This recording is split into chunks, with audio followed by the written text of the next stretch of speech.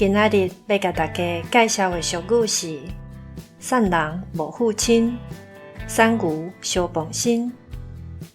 伊的意思是讲，善车人无好野的亲情，生甲善乡的牛会互相做伴，袂去甲汉草较好的牛做伙。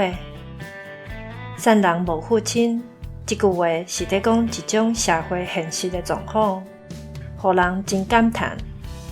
是讲，咱嘛无需要伤过悲观。